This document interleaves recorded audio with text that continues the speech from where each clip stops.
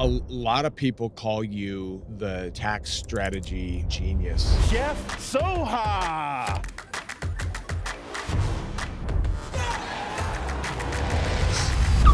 Let's say you make 10 million bucks a year and you say, man, I've got this big life and I need $1 million for my lifestyle spending. Okay, cool. We're going to pay tax on that $1 million. The other $9 million, you don't have to pay tax on it today. Whoa. We had a new client come in. He's like, okay, cool. I have this 30 million in my brokerage account. First of all, what the heck is it doing in your brokerage account? You're a walking lawsuit target. Private placement life insurance allows you to get the benefits of the life insurance tax treatment. Let's say you've got some great investments. That money grows from 30 to 60, and then let's say you want to sell it. That $30 million gain would get taxed at about 23.8 federal plus state. You do that inside of a private placement life insurance, there's zero tax. What? Most people walking around this planet are not clear about what they want in life. From doing the work about getting clear about what you want in life, we can start to back into figuring out what it is that you need. We oftentimes talk about that as the freedom threshold. And the freedom threshold is you getting to a place where your financial life is supported from your balance sheet, from your assets. I no longer have the question of, will I have enough? But how do you define enough? It's from that place of clarity about what you want in life. Let's rewind now. How do we get to that level of money and income? The first thing you have to realize is there's not. Before we get to the episode, will you do me a favor and subscribe to Cleared for Takeoff? It's one little thing that you can do to help us and our channel so that we can continue to give you great content. Thanks so much, and I hope you enjoy the episode. Jeff Socha, it's great to have you. Thanks. I'm so happy you made the trip up here to our studio from Austin. It's been a minute since I've been in Minneapolis. Been good. Well, at least you came during a nice time of year. Yeah. This weather's tempting, right? It's like taking you to Austin in March. Oh, right? I know. And then you're baited in right before it's 117 degrees. I know. I've relocated a couple of people here during the summertime because I know in the winter they're not going to do January is not good for recruiting to Minneapolis. Not good. Probably No, we just pause our recruiting efforts. A lot of people call you the tax strategy genius. I mean, you do tax strategy for huge names, people who are worth insane lifetimes amounts of money, which says you might know a couple of things. For me, when I think about tax strategy, you and I've talked, and you always say most people, business owners, CEOs, most people are paying way more in tax than they should. What does that even mean? Well, if you think about how much tax you pay and how much taxable income you make, if you could draw a line, take your total income and draw a line for what you need for consumption. Let's say you're consuming a portion of your income for lifestyle, et cetera. And whatever that amount of consumption is, let's just go ahead and say you're going to pay tax on the consumption amount. Everything above that line, paying your taxes today is optional. Okay, what do you mean? Paying tax is optional? So when you make money and you're going to consume a portion of that, just use some numbers. Let's say you make 10 million bucks a year and you say, man, I've got this big life and I need $1 million for my lifestyle spending. Okay, cool. We're going to pay tax on that $1 million. The other $9 million, you don't have to pay tax on it today. You can pay tax on it, but you could also take that $9 million and defer it, restructure it, change the nature of it. You could find deductions, offsets. There's a number of things you can do that makes paying tax on that $9 million today optional. Now, some of it might be deferred to a future point, but then we get the time value of money. So whatever amount that you're earning, whatever amount that you're making that you're not consuming, just start from a place of understanding that tax on those dollars is optional. So you're saying there are tools that if you have surplus income that you want to save for later or build interest or use, there are tools that make that possible. Right. Because you could take that kind of discretionary income, we'll call it, that's above and beyond what you need for consumption. And you can structure that in a way where, let's say if you're not consuming it, then most likely you're going to be investing it in some form or fashion. And the structure by which that money is held can in effect, make the tax not necessary today. So what investments do you like when you look at that surplus and you're like, hey, here are our options. Here are my favorite few options to do that. Well, I think what investments it goes into is a secondary question. The first question is, how are we going to structure that income? Think about large corporations. Take like a Microsoft or something, huge companies, right? And there are structures that they use for their income and profits that are going to help them with tax. If you go all the way back, like this is not a new thing. You go all the way back to like Henry Ford, and he was doing something that was really smart, but you can't do that anymore. The IRS said, no, we're not going to allow that. He would basically go around and find all these companies that you could buy that had existing losses, but there was no benefit of those losses to the owners. So he was buying up all of these losses to roll into his company. Now, you can't just go out and buy losses like Henry Ford did back then. But the point is that figuring out an intelligent way to not pay tax on the income that you don't need for consumption is not anything new. Today, it might be something like Microsoft says, hey, we have a ton of employees, so we're going to set up our own health insurance company. Well, why do you think people like Buffett like an insurance company? Because insurance laws require a reserve of premium, so you don't have to report it as taxable income. And if you're reserving the premium for a future liability, you still control those reserves, which is why Buffett likes owning an insurance company, because he gets to invest and control all of the reserves. So when you get into major corporations like a Microsoft, they could do things like that and set up their own health insurance through a self-insurance pool or vehicle that they own and control. So now they have this massive pool of money that they set aside that otherwise would have been taxed as profits, and now they get to invest it and control it. So, what the big corporations, whether it's Ford or something like Microsoft today, or why somebody like Buffett would go and buy these companies, entrepreneurs like you can use that now. There's just different structuring that takes place, but you might say, okay, well, if I don't need to receive the income, maybe there's a way that I can change the nature of the income. Interesting. So like, what do you mean by that? So let's say, I know you and I are pretty charitable people. So if we say, hey, I know, I'll tell you something we're doing for one of our clients. They're extremely charitable. Their income is great. They probably will make $30 million this year, and they're super charitable. So the tax code allows them to put up to 30% of their taxable income into what's called a charitable lead trust. So since they're charitable, they know they're going to continue giving away a lot of money. We can take 30% of the 30 or $9 million, put that into a charitable lead trust. What does that allow them to do? It allows them to take the deduction today. They still of the 9 million. They still control the 9 million in the trust. So that they can earn interest. They could do projects. They can invest it. They can invest it in land, real estate, development. They can invest it however they want to invest it for the most part. They're going to grow their wealth. And then not only growing the wealth, they're going to give that $9 million away to charity over a term. But all of the excess that they grow above and beyond that 9 million during that period is going to come back to either their estate or a trust they set up, or maybe a trust for their kids. So now it helps with wealth transfer down into future generations, maybe even their grandchildren. Because once you start getting into planning for wealthy families, you're looking at not just one person, not just the founder. They might be G1, but you have generation 2, generation 3. And so then you start thinking, how do we do this multi-generational planning? So let's satisfy maybe some of their charitable desires, but we're not going to pay tax on that 9 million now. We're going to put that 9 million into a trust. We're going to invest it. We're going to grow it to the extent that we exceed sort of the hurdle rate of the charitable obligation. I can skip a generation and put that in a trust for my grandkids. Whoa. Right. And it's dollars you were going to donate anyways in the future. So there's a number of tools that you can use like that help you offset the tax. You just have to be proactive and intelligent in how you approach it.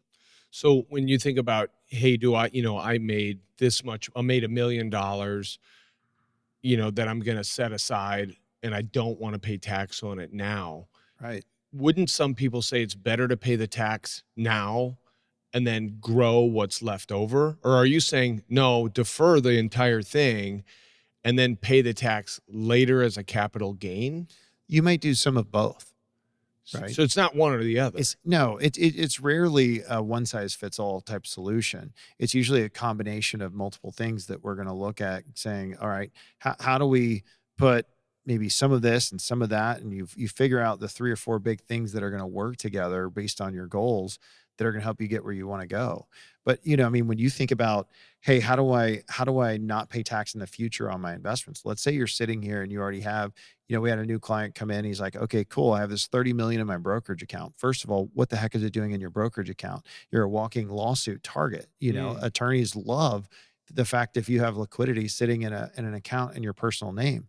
So we can move that. One of the best structures you see out there for wealthy people, most people don't have enough capital to use this, is called a private placement life insurance structure. The private placement life insurance allows you to get the benefits of the life insurance tax treatment. It means it can grow tax-free. You can take it out tax-free.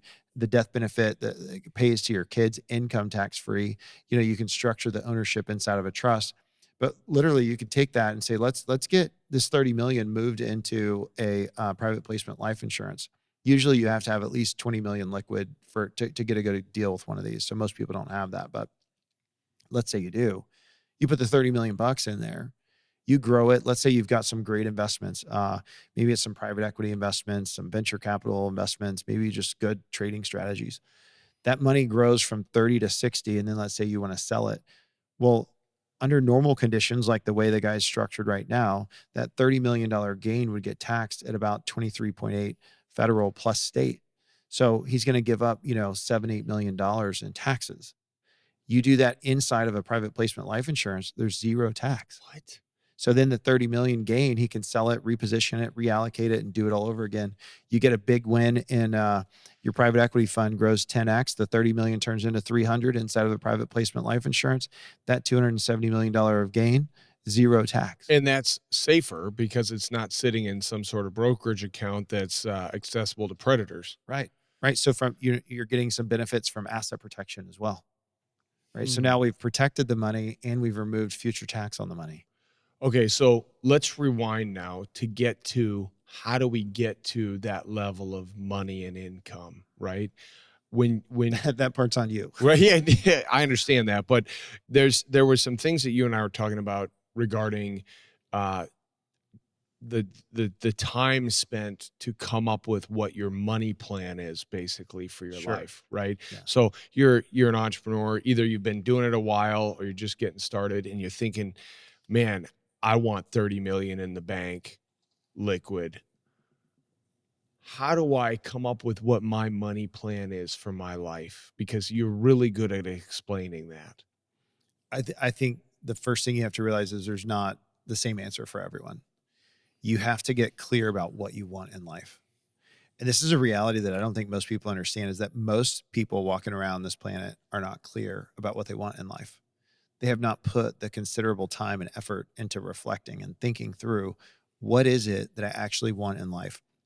What is it that needs to happen while I'm alive so that when I'm on my deathbed and I'm about to exit the planet, I can do so without regret? And most people haven't done that work.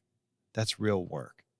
And I think from that place, getting clear about what it is that you want in life, that's going to fuel and drive your decision-making and your goals. And you're going to get to a place of peace by approaching those goals, versus in the absence of that clarity, what's the answer? It's always just more. Why is it more? For what? To what end? Right? So I think that's step one, is getting clear about that. So getting clear about it, spending time reflecting. So how do I figure out how much money that is and how much income I need to take home versus leaving the business? How do I know the real number I need to be shooting at?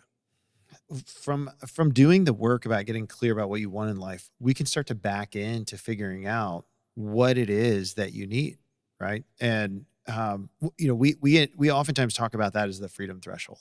Okay, Freedom threshold. And the freedom threshold is you getting to a place where your financial life is supported from your balance sheet, from your assets, not from your earned income and your labor and trading your time for money and your P&L, right? It's no longer about those things. It's, hey, the assets, this balance sheet is going to support me. I no longer have the question of, will I have enough? Right? That question has been solved. We have addressed that. But how do you define enough? It's from that place of clarity about what you want in life. And so from that place of clarity, you can start to figure out where that threshold is in your life so that you know, hey, this is the measuring stick that I'm trying to accomplish and why I'm trying to accomplish it. I think about my own life, and when you're in this mode of growing a business or a company, it's really easy to forget about stepping back and going, what do I want financially for my financial picture, my family, my kids, my grandkids? How do I get into a place where I'm creating a reasonable understanding of what I need?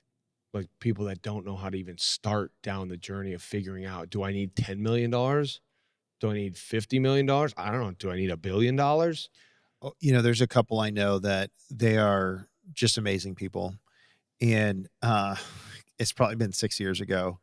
They said, hey, we're going to take a break from kind of corporate life and whatnot. And they had $2 million. And I said, okay, sure. And anyways, it's been about 6 years now, that 6-month break. And their lifestyle is really interesting. I mean, they volunteered to work on the Appalachian Trail and lived in a, whatever housing that was provided. And they went and lived in like a shack in Hawaii and would spearfish for their food and stuff, and so it doesn't have to take a whole lot. Yeah. It's really about what is meaningful in your life. And so for them, they figured out that they have all the peace and joy that they're looking for in their life, and it doesn't take as much.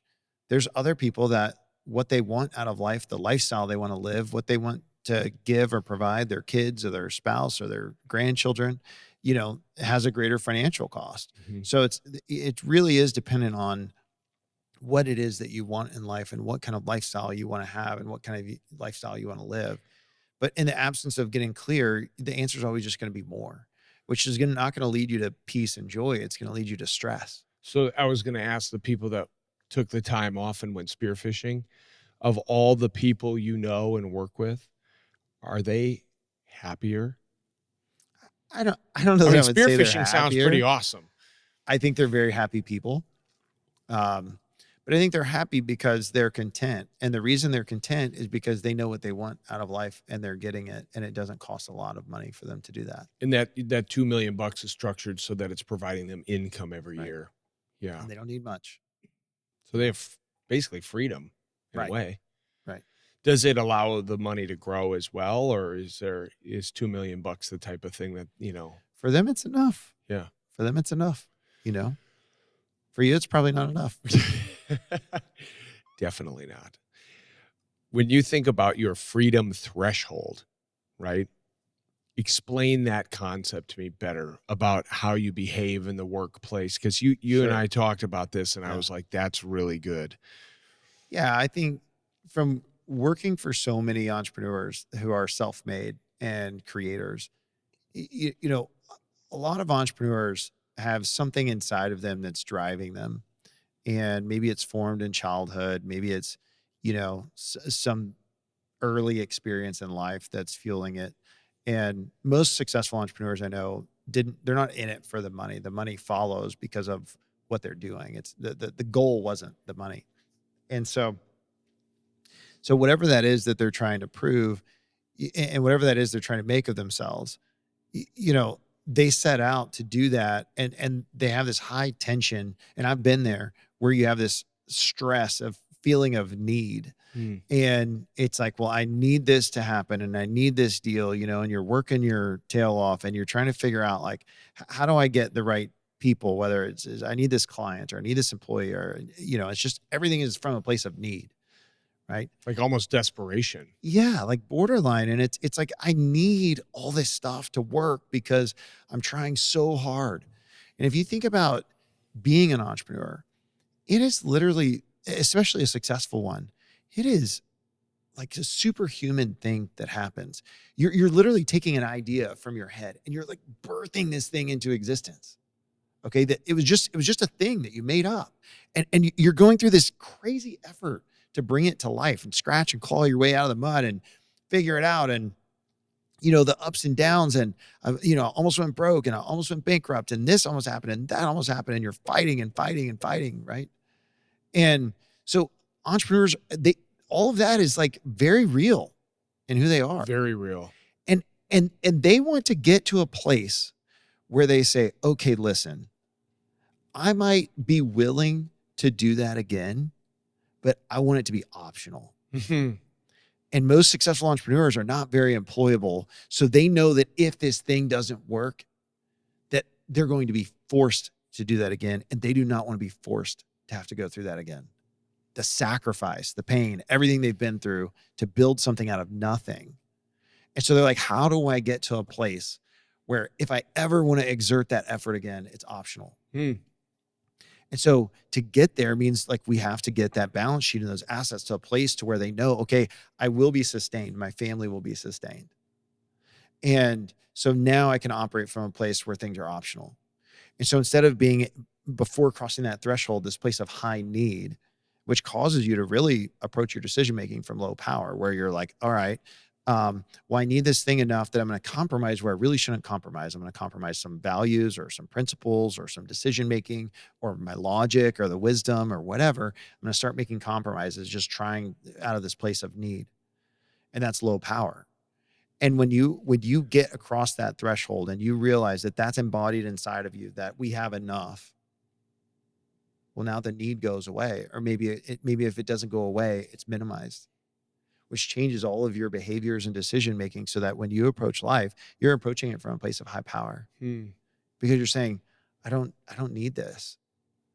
I might want it, which is different.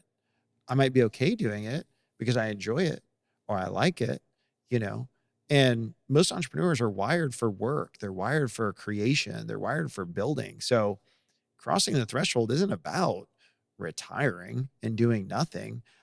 Show me a successful entrepreneur who just like gave up on life and said, well, no, I'm just going to fish. I don't think that happens. They're going to continue building and creating. It's just a difference in that they're building and creating from a place of low need and high power. Because now they're saying, hey, I've got this great idea, but I don't really want to execute it unless I have the right team. Or I have this thing I want to build, but I can be patient until I find the right operator, right? Or, if the deal doesn't fit, I'm fine walking away. And I think whoever ends up needing the deal more when you're sort of like in a negotiation standpoint is the more vulnerable person, more likely to lose the negotiation. Whoever cares more is going to be the one that ends up paying the price, right? And so if you can get to a place where you're like, I'd like this to happen, but I'm totally okay if it doesn't. It's so relatable. You have so much negotiation power that you're more likely to come out ahead in your negotiations and your decision-making. And that comes from being in a place financially that you're strong enough that you don't need any one thing to happen. Yeah. Or need anything to happen. Right. Because you say, I'm good. Yeah. Now, there was a rule of thumb you gave me earlier about how much liquid someone should have on hand compared to their income. Yeah, and I think that plays into, especially, well, I like that rule of thumb, and I'll talk about it, but I like it regardless of what stage you're at. But before you've gotten yourself across that threshold, I think that maintaining this rule will give you a greater sense of power, even though you're still maybe haven't crossed the threshold. And that is to maintain at least as much liquidity as you have in income. Make $1 million a year, have at least $1 million liquid. You make 10 million a year, have at least 10 million liquid. I have seen multiple times now people on their way to being billionaire who are totally crippled. I mean, brought to their knees, like on the verge of bankruptcy due to a lack of liquidity. One client, she was probably worth around 500 million. And everything was going great in the right direction. She had zero appreciation for liquidity, didn't appreciate liquidity at all. had 5 million liquid. Everything was parlayed. Everything was at risk, and liquidity was viewed as this dead asset that's not productive because my business is growing at 20, 50, 100%, and liquidity only grows at 5 or 10. And this is a waste. And a few chips fell the wrong way at the same time. And what started happening? Oh, well, next thing you know, we've got to fire sell the vineyard, or we've got to fire sell this asset and that asset. And you don't get top dollar when you fire sell. And it was sad because it was something like 15 million of liquidity would have made all the problems go away. And we couldn't get it together. And the thing is, you think, oh, I can always get a line of credit or borrow it. No. Funny thing, banks don't lose. So banks want to give you money when you don't need it. Right. They don't give you money when you're desperate and you Isn't need that it. the funniest thing? Yeah. It's like when you don't need the money, they're like, hey, you should take some. You should take some money. Yeah. And when you need it, they're like, I don't know. I don't think so. Yeah. So nobody's there saying, here, I'll lend you the 15 million. Right. Because you're in a weak spot. Pinch. And they're like, I don't want to be a part of that because I might lose my butt. Super high risk. Super high risk. Yeah. So then they don't want a loan. So then next thing you know, your 500 million crumbles to 50 because you're fire selling things left and right just to keep it together and stay out of bankruptcy. Wow. And a small amount of relative liquidity would have gotten her out of that. And I've seen that happen multiple times with people. And so, it goes against the grain of an entrepreneur because an entrepreneur wants to build. But you have to remember this. You will always run out of ideas and opportunity. You will always run out of time and money before you run out of ideas and opportunities. And so a relatively like new successful or maybe, if we could be so bold as to say a more immature entrepreneur has a false belief that if I just do a little bit more, if I just push, if I just try, if I just work, whatever, if I just this and this, maybe I can get all those ideas and opportunities. But you can't, because the more successful you become, the more ideas and the more opportunities you're going to have to pursue. So once you accept that I will always run out of ideas and always run out of time and money before I run out of ideas and opportunities. Once you accept that, what I believe to be true, it empowers you to say no to new ideas and stay focused on that. And when you have clarity about what you want in life, you're making those decisions from a place of this like vertical alignment of, does that fit what I want in life or not? So my yeses become more clear. My nos become easier, because I'm not trying to chase every idea and opportunity. Yeah. Because you say, hey, maybe let's look, who knows? But that's the liquidity trap is, thinking somehow you can just get to all of those ideas and opportunities and you'll always run out of cash. And then that also causes you to play small. I mean, the best things you can get into out there require you to, at a minimum, be a qualified purchaser, which is having 5 million. So if you don't even have 5 million liquid or saved up in investments, like you're not even participating in the good stuff. And then the good stuff usually has large minimums, $1 million, $2 million minimums. So then because if you're trying to chase all these ideas and opportunities, you end up just like buying a bunch of $50,000 lottery tickets. How's that going to get you anywhere?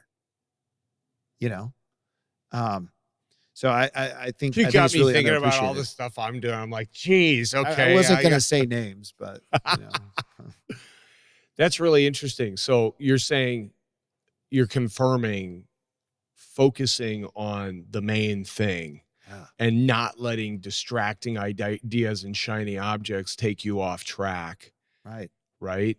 Like, and sometimes I see people who are really on the brink of success and they just cross over into greatness if they'd let go of these 3 other stupid things that are wasting their time. Totally.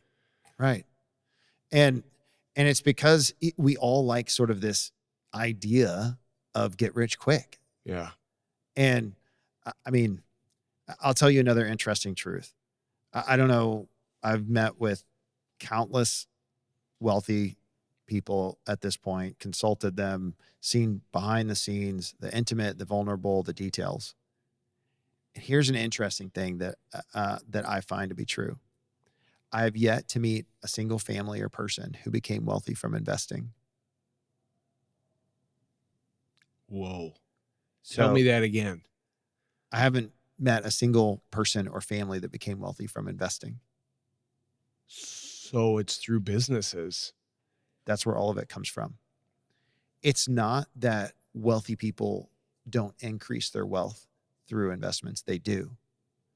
But the original wealth, the first 50 million, the first 20 million, the first 100 million, that's going to come through the business. That's their golden goose. And they think that there's some investment that's going to do 27x, and I can just go get this $50,000 lottery ticket, and then it's going to, it's all going to work out. Fairy tales. I'm not saying there aren't lottery winners. There are lottery ticket winners. It's just like, what are the odds? Yeah. Right? Like, if you and I could just go back and time travel, maybe we would have borrowed all the money we could 10 years ago and bought all the Bitcoin in the world, for $100 or whatever, or $5, whatever it was. So it's not like there are people that get lucky and things work out sometimes. But that's not what we're talking about. We're talking about, the wealth creators, they're going to create it through their business. It's their best investment. It's going to do more than any investment ever does. And if I tell people that, they'll push back and say, well, what about like somebody like Warren Buffett? He's the world's greatest investor. Surely he made his money through investing. And I say, no, he made his money through the business of investing. Yeah, it was a business. Where did his wealth come from? Yeah. His wealth came from creating a business that was an investment company.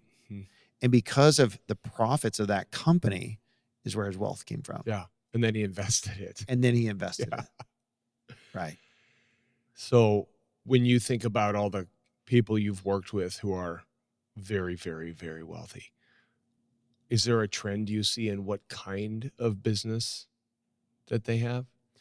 I would say most of the wealthiest families that we're in are in boring things.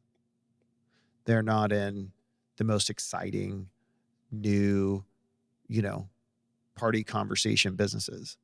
They're in businesses that, you'll be like, well, yeah, that guy does all the concrete in Texas. You're like, well, that's a good business. How long have we had concrete? A long time. We'll keep using concrete. Yeah. So they're not interested in necessarily impressing someone else from their business activity and saying, I have a cool business. Yeah. They could care less if you think it's cool. Yeah. What's cool is the money they make. Yeah. Yeah. So that brings me to another really important topic, and that is you are in the business of helping these ultra high net worth people navigate the waters of their future. But you have to first get the trust and credibility with those very people. And so I wanted to ask you, when you think about how you build trust and credibility, aside from your past record of all the successes you've had, how do you build credibility and trust with these people? Man, that's probably the hardest thing, because when people come to us, they get referred, they get introduced to us, whatever, they come to us, and they've been so beat down by people in their financial life and their CPAs and people that basically tell them, hey, paying a lot of tax is part of making a lot of money and all this stuff that just irritates them. And so it's kind of like the best analogy I can think of is this, Charles. It's like they have been convinced the world is flat. And so then they meet us and I'm like, well, I've been around, and what if it's round? And they're almost like nervous to think, everyone I've ever known has told me the world's flat. You just have to pay all the taxes and then you die. And I'm like, well, what if it wasn't that way? And there's just sort of this like skepticism around that. And so our competition really isn't like someone else is going to help them. The competition for us, the number one competitor we have is do nothing, is don't change. And so they first have to take the first leap of faith they have to take is like, what if there's a different way?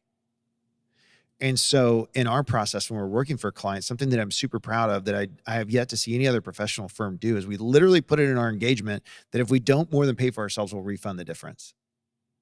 I don't know how to be any stronger in putting your money where your mouth is than that.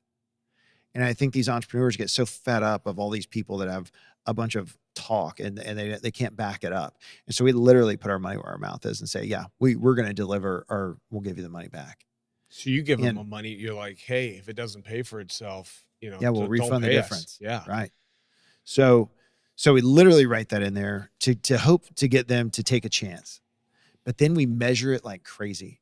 So we have something we call a quantified value in our firm.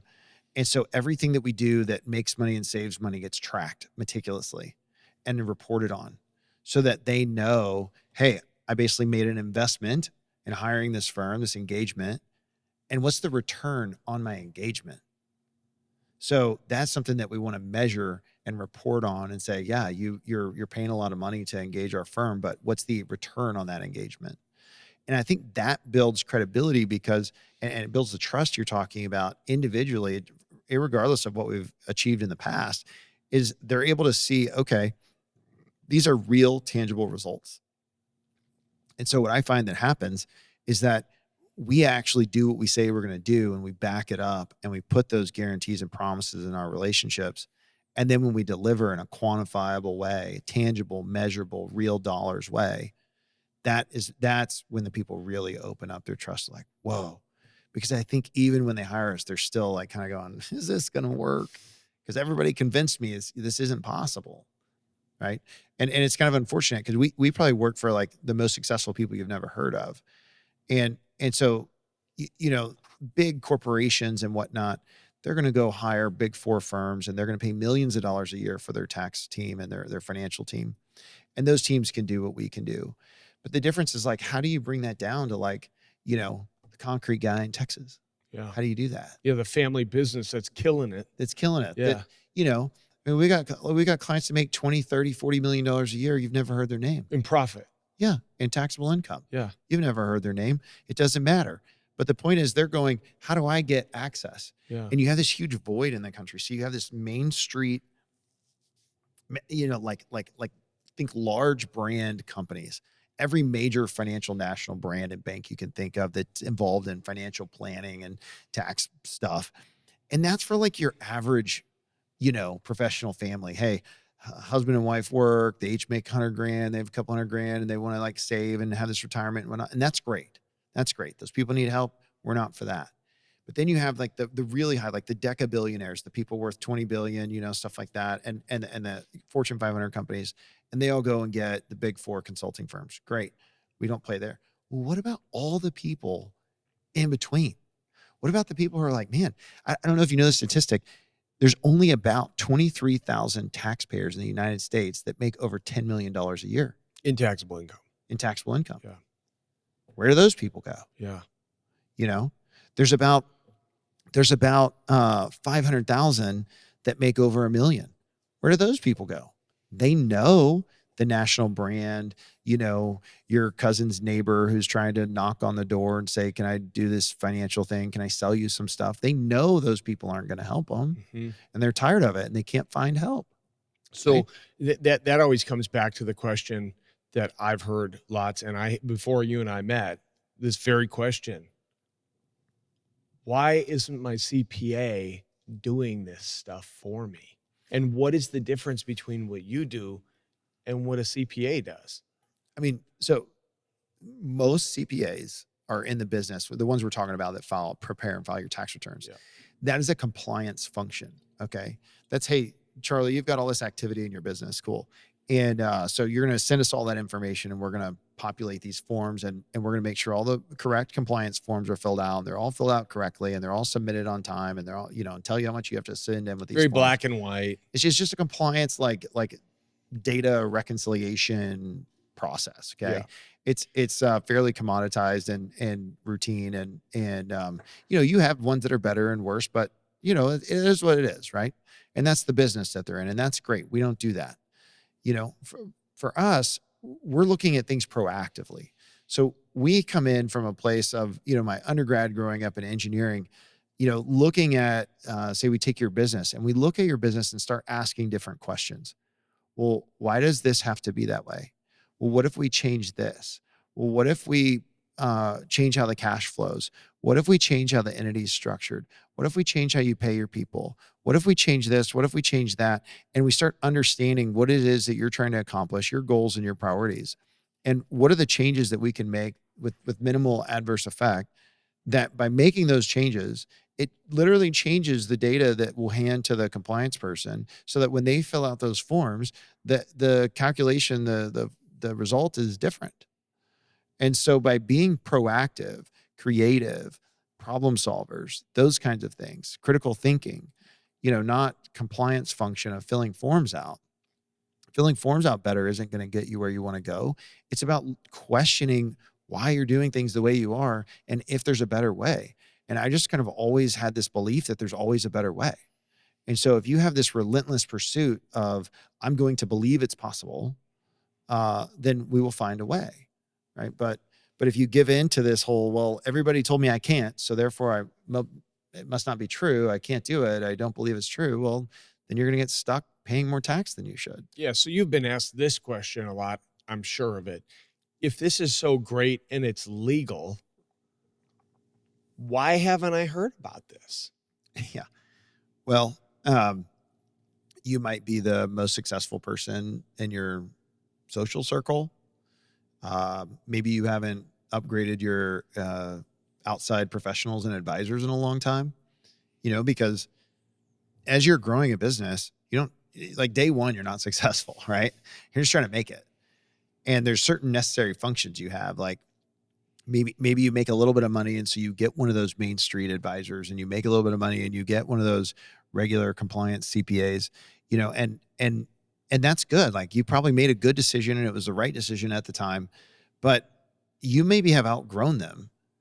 And if you've outgrown them and haven't upgraded them, well, that's most likely why you're not getting it. But, I think one of the biggest values we're able to bring people is by being in the mix, in behind the scenes, with the vulnerable, intimate information of wealthy families, is that then we come along and you say, oh, hey, cool, nice to meet you, and you want to hire us.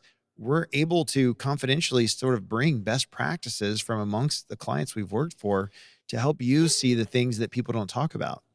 In our society, people are pretty, well, they're not very transparent with their finances. And so it's not normal in our society for people to just walk up and talk vulnerably in detail about their financial life. And so we walk around with a lot of assumptions about other people's finances. And so we don't really know and we don't really talk about it. And so I think there's a huge value in being able to say, well, from working for all the families we've worked for, if you know where you're going and we've worked with families who are already there, we can sort of bring those best practices into your financial life. Okay, so I'm sure you've heard a lot of these, but what assumptions do people make about tax that they really should rethink? I mean, one that we already talked about is the assumption that it just is what it is and you can't do anything about it, right? The assumption is that another assumption that we kind of touched on a little bit is maybe my CPA is the problem. They're not. That's not their job, right? So you have some kind of basic assumptions like that. There's some assumptions by default that I think people think that you can deal with this after the fact, like after you sold your company or after the calendar year's over. That's not true either. You have to be proactive. You have to do this before the sale, during the calendar year, not after the game's over. It's hard to change the score after the game's over. So some of those things are fundamental, but all in all, I think if somebody is willing to say, hey, I'm going to prioritize this, I'm getting nailed in taxes. I'm paying more in taxes than I ever thought I would make in income. Well, what are you going to do about it? And step one is you have to find the right people. You have to find strategists who are critical thinking problem solvers who are going to engineer solutions that change the outcome. And you have to do it proactively. That's probably the biggest piece. If you just do that, you're going to make progress. Think like, that's how you run the rest of your company. Yeah. You don't run your company thinking, man, I don't like our sales from last year, and then I'm going to do nothing but complain to the salespeople. Yeah. Yeah. You change something. You got to look and analyze and say, what am I going to change this year so that I'm happy with the sales results at the end of the year? Yeah. What am I going to change about our product or service or offering, right? And so you tackle things. The only reason you have a successful, growing, thriving business is by tackling those key issues proactively. And it's natural that this part of your life would be ignored for some time because it wasn't a big issue until it becomes a big issue. And next thing you know, depending on what state you live in, you're paying half of your income in tax. Yeah, that's insane. I mean, we live in Minnesota and Yeah. our state income tax is insane. Yeah. Okay, so when you think about people that are prepping to exit, right? Or they're like, hey, you know, someday I'd like to sell my company. You told a really great story to me earlier about that guy who assumed value on his company. I want to start by asking, how far out should I start planning to sell? And then how do I figure out what it's worth? And how do I make sure that's reasonable for my life? Yeah. I think the farther out you can plan a sale, the better. The farther out you can get, if you can get 5-6 years out, not only can you take advantages of like, but this just got changed in a recent law. Section 1202 of the tax code got updated where the first $15 million of capital gain, if you qualify under the qualified small business stock sale, is tax-free. That saves you $3 million per taxpayer. Now imagine if you had a trust for each one of your kids and they're all part owners. Now it's $3 million for you, $3 million of tax savings for each kid, right? It also allows for 10 times the basis. So if you bought this business for 10 million and then you sell it for 100, that entire 100 is tax free. Whereas otherwise that 90 million, you would have paid, roughly 18 million in tax. So it saves you $18 million in tax on that deal. So, the farther out you plan, the more you can start to take advantage of those things. But not just that, you can then start to understand the value drivers in your business. You can start to look at, okay, what are the things that are going to move the needle on the valuation so that when I sell, I can get as much money as possible for it. And you give yourself a little bit of runway.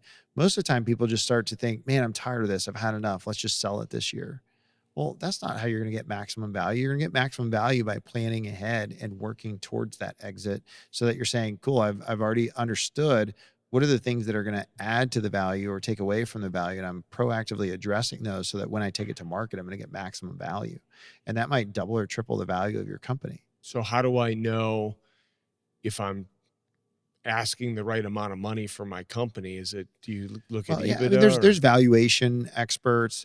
You can start working with some investment bankers proactively to start getting ideas of how the market would value your business. But more importantly, starting to dig in and dissect and understand whatever the valuation they tell you, okay, I think it's worth X today. Why is it worth X? What would need to change to make it worth 2X? And they say, oh, well, you've got to get rid of this thing or do more of that thing or fix this over there. That's really good information to know. Wouldn't you want to know that proactively so you could get it maximize ready. that value? Yeah. Yeah. So again, it's about, creating the space to prioritize these things that are going to add a lot of value. So that could make you think, well, why do I not have the space? And it's like, all right, well, that gets into a whole different thing about how you're building your business and building your team, et cetera. So when you see people exit, because you work with people on both sides, right? People who are getting ready to sell or people who just sold and are planning the rest of their life. What is the difference you've seen between people who are thriving after the sale versus people who are regretful? I don't know that I've met a lot of people who are regretful post-sale because, I mean, even if you pay the tax, sure, you paid the tax, but maybe you had a great exit and that's still fantastic. It's kind of special to say, hey, I built this thing that somebody's willing to pay me $100 million for. That's an event that most people will never experience. And that's a pretty cool thing to do. So I don't know that I've seen a lot of regret. I mean, maybe people wishing they would have done something differently. And most of that is probably wishing they would have been more proactive, paid attention to the structuring, paid attention to the transaction. There's some power that comes with the knowledge of just understanding what's capable. What's the difference if I sell stock versus sell the assets? What if what are all the options available? Entrepreneurs are so gifted that I think if they understand the options and they understand the rules of the game, they can sort of play that game to their advantage. And what happens in this arena of tax is they don't know the options. They don't know the rules. And so they're trying like hell to do as good as they can. And then they kind of look back and go, well, if I would have known that, I could have done this. Well, but hang on. We pay so much money in tax throughout our lifetime. Probably one of the biggest expenses of your life, right? So my question is, why is why are taxes so cryptic? Why, if it's so darn important, is it not clearer to everybody on how it works? Why is it this like mystical, taxes, you don't know, I don't know, we don't know. I don't know, is it legal? Well, maybe it's legal. It's like, you see what I'm saying? If it's so damn important, which it is, you can go to jail if you don't do it right. Please, why don't we understand it? Why isn't it public knowledge? Why aren't we taught this stuff? Why don't we get it? Because it drives me nuts. And then we got to engage some firm to like read the crystal ball. It's like, why? Yeah. I don't know that Sorry, we have taxes. I don't know what I just blacked out there for a second. I don't know if we have enough time to get into my experience lobbying Congress on tax legislation, but recently Elon was talking about the government from his time there, and he said something like, imagine the DMV. And he said, okay, your experience with the DMV. He goes, so the big government that we think of, that's just the DMV at scale. And so that's what it makes me think of. And you're like, all right, well, what's your experience like with the government? And does anything have that simplicity or clarity that your wish? Well, for something you could get in jail for, you'd think it'd be a little more clear. I mean, it's clear that if you break the law in these ways, you go to jail. But when taxes happen, it's like, well, I don't know, the tax code's like 7,000 pages. So let's demystify the fear of jail, okay? Because I think there is maybe a myth that people think, hey, if I get my taxes wrong, I go to jail. That's not the case. The IRS is... Well, that's good. The IRS is essentially the collections agency of the government, okay? They more so care about getting your money than putting you in jail. For sure. Their main job is to get your money, okay? So they just need to make sure they get their money. Now, they can threaten you with jail, but really they just need your money. The jail is more for like people who are promoting tax fraud. They're a tax promoter of some scheme or some scam, and they're sort of, causing a lot of people to do their taxes incorrectly. They want to stop those people. So they want to put those people out of business. They want to shut their practice down.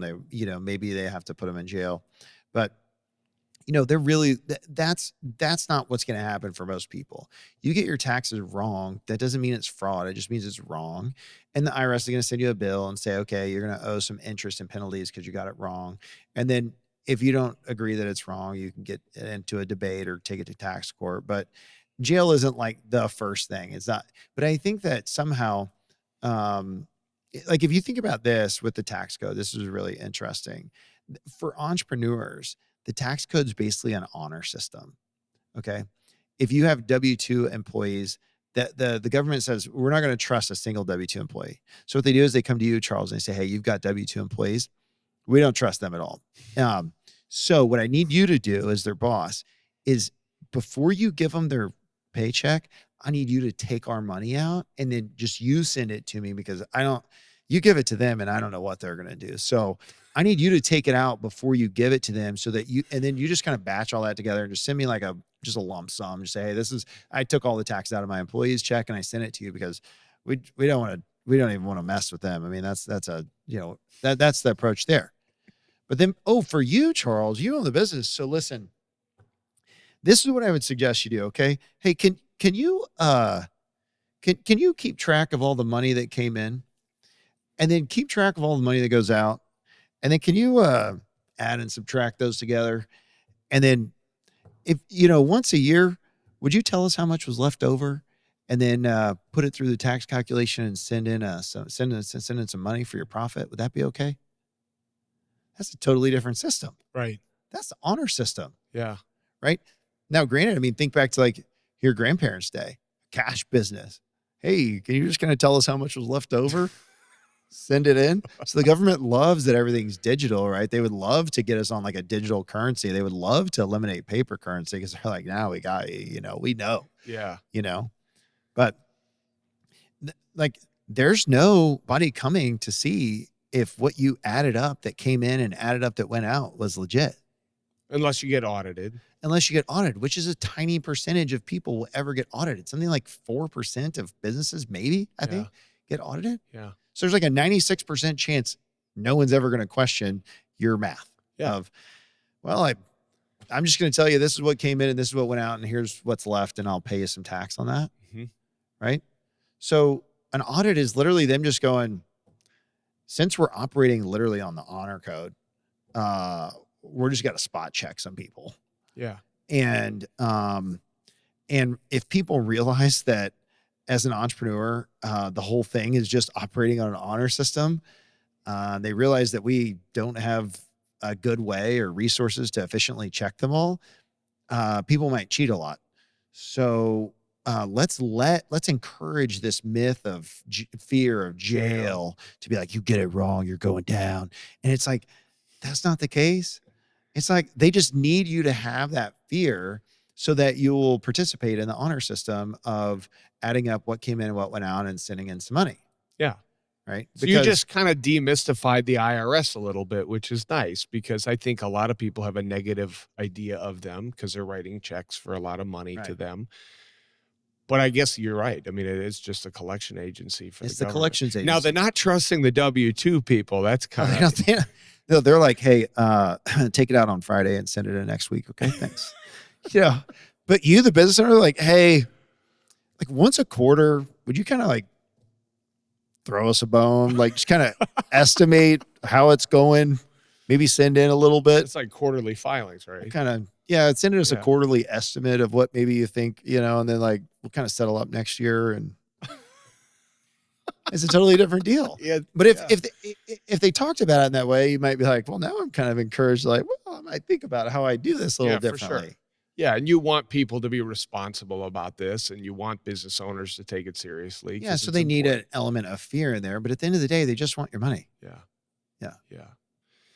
Man, this stuff is so good. Are there any other financial things that you want to leave with us? Things that you think we should really think about when it comes to our overall financial picture or our wealth as entrepreneurs, business owners, CEOs?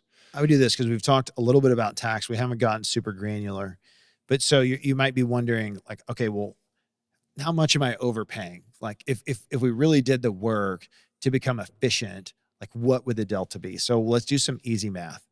I want you to think about your income that you expect to have this year, your taxable income, whatever that total number is. And based on all of the families that we've worked for to create tax efficiency, you take that number that's in your head right now, multiply it by 10%. Okay. You got that number? That's how much you're overpaying. So, I mean, that's not a little amount of money. So if that number is motivating, then you should get proactive immediately and do something about it.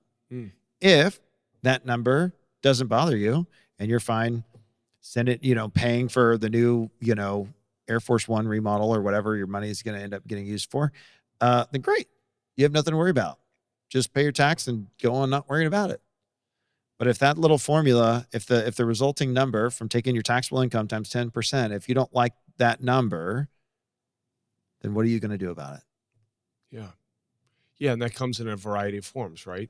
Hiring a firm like yours, doing a lot of research, maybe pushing your CPA to be proactive right after tax year so that they can really work with you on it in the year. There's probably a bunch of routes. But now you have a target to know that's what's on the table.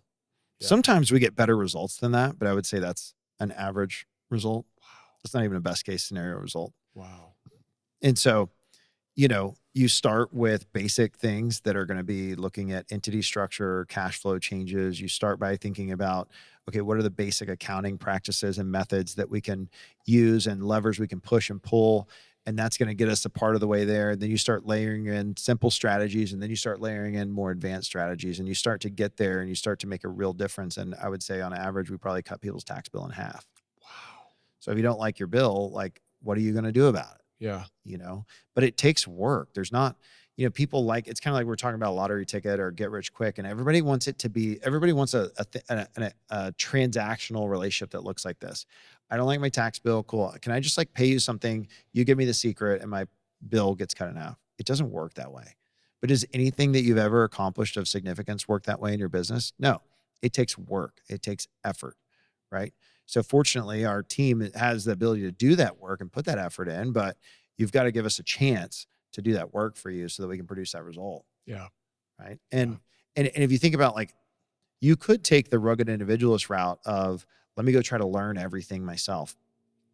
I don't think any successful entrepreneur is going to tell you the way they got successful was by knowing it and being an expert at everything. Yeah. You have to understand the unique ability concept. And so the unique ability concept is basically, if you take what revenue or income you're producing for the year and divide that by, let's just pretend that an entrepreneur worked 40 hours a week or 2,000 hours a year, divide that by 2,000. So let's just say you made 10 million bucks, divide that by 2,000. Well, what's your time? It's $5,000 an hour. So if you decide to go spend your time becoming knowledgeable at something that you could have paid someone else less than $5,000 an hour, why are you doing it? Yeah. It's a net negative for you.